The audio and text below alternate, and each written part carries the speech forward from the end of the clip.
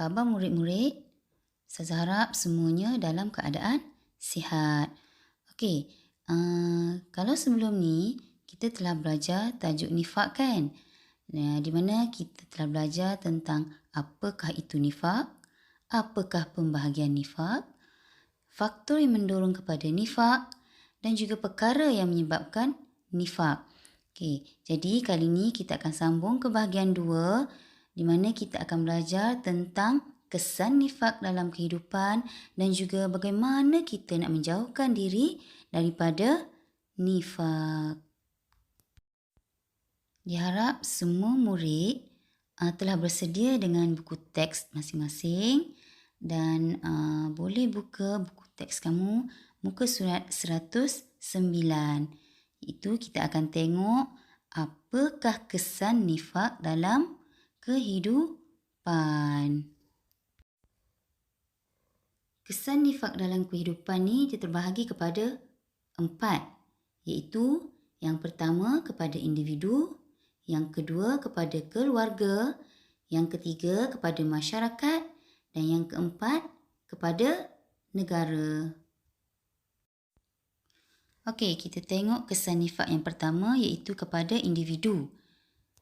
Akan dibenci masyarakat. Yang kedua, hilang rakan dan taulan, hilang sahabat handai. Yang ketiga, sentiasa berada dalam keresahan dan ketakutan. Jadi nifak ni kepada individu itu sendiri memberi kesan yang negatif. Masyarakat tak suka, lepas tu hilang kawan dan sentiasa dalam ketakutan, sentiasa resah, gelisah. Hidupnya sentiasa dalam keadaan risau dan takut. Seterusnya kita tengok pula kesan yang kedua iaitu kesan kepada keluarga. Tadi individu, sekarang kesan kepada keluarga. Hilang rasa kasih sayang. Dalam keluarga tu sendiri dah tak ada perasaan kasih sayang antara satu sama lain. Yang kedua, tiada hormat menghormati sesama anggota keluarga. Perasaan hormat pun hilang.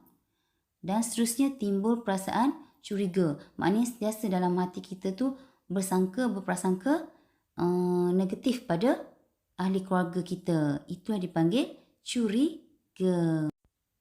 Kita tengok pula kesan yang ketiga iaitu kesan kepada masyarakat. Okey, melemahkan perpaduan dan juga kesatuan dalam masyarakat itu sendiri. Yang kedua, sentiasa berbalah dan bergaduh. Sentiasa je nak bergaduh antara satu sama lain. Okey. Ketiga, hilang nilai dan akhlak bermasyarakat. Jadi itulah kesannya kepada masyarakat akibat nifak tadi. Kesannya adalah kesan yang negatif. Kesan yang keempat adalah kesan kepada negara. Apa akan berlaku kepada negara akibat daripada nifak tadi? Okey, berlaku jenayah, penindasan dan kezaliman. Okey, kemudian umat akan mundur dan juga lemah. Seterusnya negara akan mudah dikuasai dan dijajah. Jadi itulah kesan nifak daripada individu kepada keluarga, seterusnya masyarakat dan akhirnya membawa kesan negatif kepada negara. Okey, seterusnya kita tengok bagaimana kita nak menjauhkan diri kita daripada sifat nifak ni. Okey, tingkatkan keimanan kepada Allah. Macam mana? Dengan berzikir, berdoa dan bertadabbur dengan Al-Quran. Sentiasa dekatkan diri kita kepada Allah Subhanahu wa Ta'ala. Yang kedua, memikirkan tentang keburukan nifak. Sebab apa? Nifak ni adalah sifat yang dikeji dan sangat dilarang oleh agama Islam.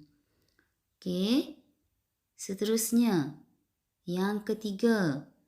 Okey, kita hendaklah menambah ilmu agama dan beramal dengannya. Kita sentiasa nak belajar dan belajar lagi untuk mendalami ilmu agama dan amalkan dalam kehidupan kita sebagai orang Islam. Okey, yang keempat, macam mana kita nak jauhkan diri kita daripada nifak? Sentiasa bermuhasabah. sentiasa muhasabah diri kita agar menjadi insan yang lebih baik.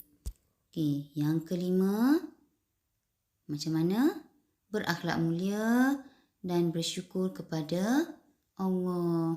Jadi apa-apa yang kita dapat, apa sahaja nikmat yang kita dapat, mestilah kita bersyukur kepada Allah Subhanahu Wa Taala. Jadi itulah dia bagaimana kita nak menjauhkan diri kita daripada sifat nifak ni. Sebab sifat nifak ni adalah sifat yang sangat dikeji dan dilarang di dalam agama Islam. Okey, selesai sudah pelajaran kita untuk tajuk nifak.